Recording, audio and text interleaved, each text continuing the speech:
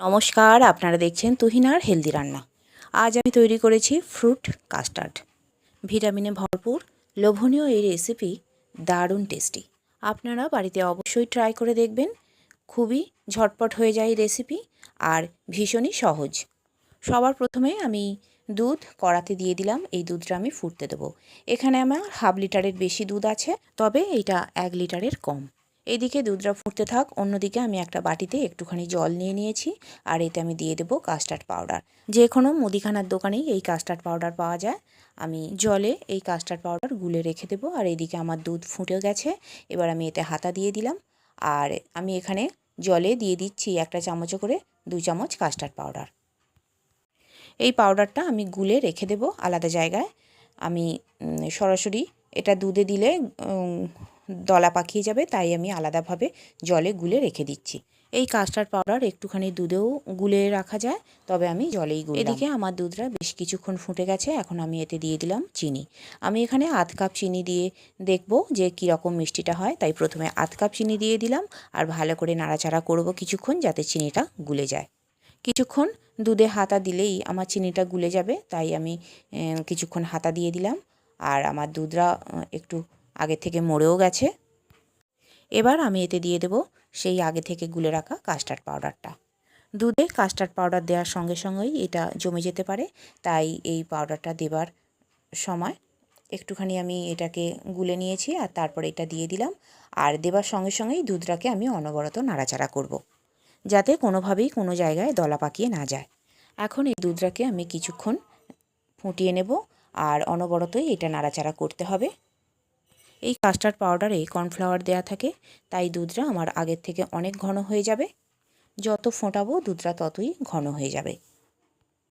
এখন আমি একটু টেস্ট করে দেখে নেব যে মিষ্টির পরিমাণটা ঠিকঠাক আছে কিনা। আমি দেখে নিলাম যে একটু কম আছে, তাই আমি এখনও 2 চামচের মতো চিনি এতে দিয়ে দিলাম আর তারপর আবারও আমি এটাকে ফুটিয়ে নেব। তবে আমি যে চিনিটা দিয়েছি তাতে মিষ্টি হবে, কিন্তু খুব চড়া মিষ্টি হবে না। এদিকে আমার দুধটা প্রায় রেডি হয়ে গেছে, আগের থেকে অনেক ঘন হয়ে গেছে। আর আমি গ্যাস অফ করে দিয়েছি। এবার দুধটাকে আমি ঠান্ডা হতে দেব। দুধটা আমার ঠান্ডা হয়ে গেছে। এখন আমি এই দুধটা একটা কাঁচের বোলের মধ্যে ঢেলে নিলাম। আর আমি আগে থেকেই আমার ঘরে থাকা নানা রকম ফল আমি কেটে রেডি করে রেখে দিয়েছি।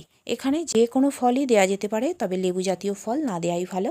আর আমি মোটামুটি এখানে দিয়েছি 2 রকম আঙুর, কলা, শাঁকালু আর বেদানা। এখন আমি দুধের সঙ্গে এই ফলগুলো অ্যাড করে দেব।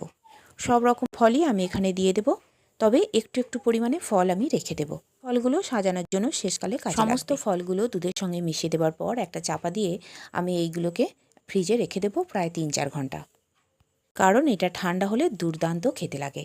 যদিও এখন গরম খুব বেশি পড়েনি, গরমকালে যদি আমরা এই ধরনের রেসিপি ফ্রিজে রেডি করে রাখি, তখন হঠাৎ করে যদি বাড়িতে অতিথি আসে, তখন আমরা এই ধরনের রেসিপি সার্ভ করতে পারি। আর প্রচণ্ড গরমে নিজেরাও যদি এই ফ্রুট কাস্টার্ড খাই, তাহলে আমাদেরও শরীর একদম জুড়িয়ে যাবে। আর বিভিন্ন রকম ফল দিয়ে তৈরি এই ফ্রুট কাস্টার্ড ভিটামিন, প্রোটিন আর মিনারেলসে ভরপুর, তাই বাচ্চা থেকে বড় সকলেরই শরীরের পক্ষে ভীষণই উপকার এই ফ্রুট কাস্টার্ড। তাই বন্ধুরা, দেরি না করে আজই তৈরি করে ফেলুন একদম সহজ এই রেসিপিটা। এদিকে আমি সমস্ত ফলগুলো এই দুধের মধ্যে দিয়ে দিয়েছি আর একটা চামচ দিয়ে ভালো করে আমি মিশিয়ে নিলাম। ভালো করে মিশিয়ে নেবার পর আমি একটা প্লেট চাপা দিয়ে দেব আর তারপরে এটা ফ্রিজের মধ্যে রেখে দেব। দিয়ে দিলাম একটা প্লেট দিয়ে চাপা, আর এখন আমি এটাকে ফ্রিজের মধ্যে রেখে দেব। প্রায় 4 ঘন্টা পর আমি ফ্রিজ থেকে এটাকে বার করে নিয়ে আনলাম আর চাপাটা খুলে আমি দেখে নেব যে কীরকম কাস্টার্ডটা হয়েছে।